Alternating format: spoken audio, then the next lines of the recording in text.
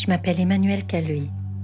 Après 18 ans à travailler dans la grande métropole, j'ai choisi de me rapprocher du village de Saint-Camille pour y vivre avec ma famille et participer à sa vie culturelle et sociale.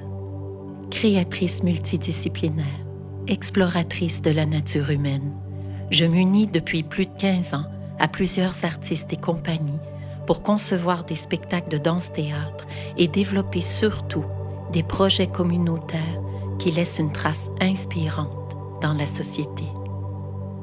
Mon dernier projet, Raconte-moi encore Saint-Camille, avait comme premier but de rendre hommage et célébrer la vie des aînés de leur village en leur faisant vivre un fort moment de connexion et de poésie à leur corps et leur environnement.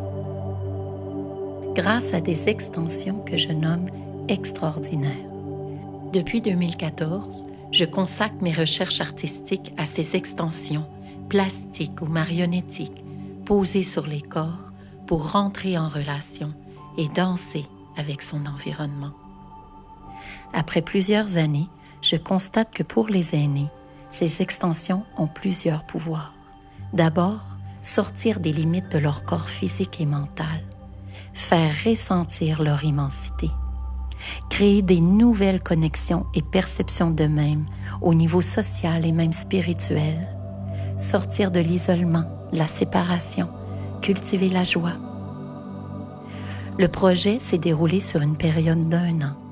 J'ai d'abord créé un groupe d'aînés et dans un premier temps, j'ai passé du temps en intimité avec chacun d'eux pour leur poser des questions sur la perception de leur corps d'aujourd'hui. Ensuite, pendant 12 semaines, à travers des sessions de création et de qigong, en m'inspirant de leurs réponses, nous avons ensemble fait surgir en quelque sorte leur danse intérieure et des images poétiques provenant de leur imaginaire.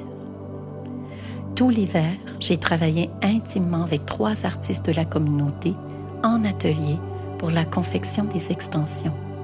Et les aînés ont participé activement à leur façon tout au long du processus. Peu à peu, une histoire en images a fait surface. Une histoire imprégnée dans la mémoire de leurs os et de la terre. Et pour la dernière phase du projet, chacun d'eux a été jumelé à un enfant et une femme de la communauté. Les enfants ont eu comme rôle de déployer la beauté des aînés et de faire danser leur histoire et extension dans la douceur et la joie de vivre. En juin, le jour du solstice, nous avons présenté devant toute la communauté le fruit de nos recherches sous forme de célébration. En conclusion, c'est bien plus qu'un projet de création. C'est un projet qui fera, j'espère, son chemin à long terme pour la santé des aînés vers d'autres villages, sous différentes formes. Car ces dernières années, j'ai pu observer à quel point ma démarche en danse avait un pouvoir transformateur pour tous et nous inspire à percevoir l'importance de notre corps comme territoire sacré, une terre que nous transporterons toute notre vie.